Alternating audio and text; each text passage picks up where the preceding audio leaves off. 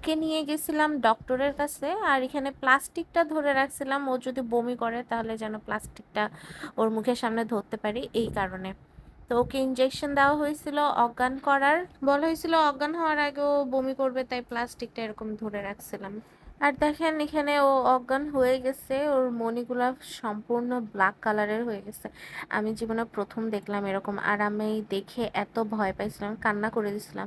মানে মানে আমি কখনো তো দেখি নাই, আমি কখনো তো এরকম কোনো পরিস্থিতিতে পড়ি নাই। তো এটা দেখে আমার চোখ দিয়ে পানি বের হয়ে গেছিল যে আমার বিড়ালটা ঠিক আছে। তো ও এখানে সম্পূর্ণভাবে অজ্ঞান হয়ে যায়, আর অজ্ঞান হওয়ার পর ওকে নিয়ে যাওয়া হয় ওর সম্পদ বিসর্জনের জন্য।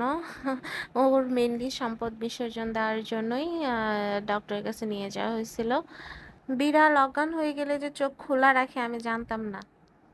এই যে ওকে বাসায় নিয়ে আসার পর এরকম করে আমি শুয়াই দেই, আর ও অজ্ঞান অবস্থায় এত হিসু করছে, আর মানে কেমন করতেছিল, আমার না ভয় লাগছিল প্রথম দিকে, মানে আমি কখনো এগুলো এক্সপিরিয়েন্সই করি নাই। তো আমার খুব ভয় লাগতেছিল, আবার কিছু হবে না তো এরকম, মানে আর কি চিন্তা ছিল।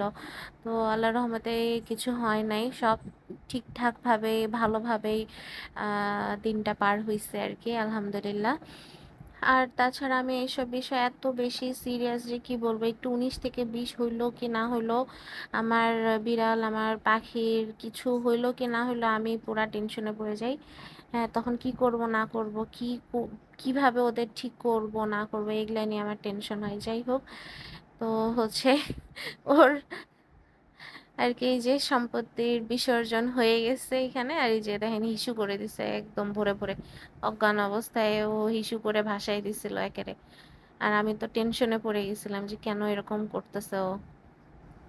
ধীরে ধীরে ওর যখন জ্ঞান আসতেছিল তখন এরকম ও নড়াচড়া করতেছিল, হাঁটার চেষ্টা করতেছিল, এই যে দেখেন এরকম ঢলে পড়তেছে একেবারে।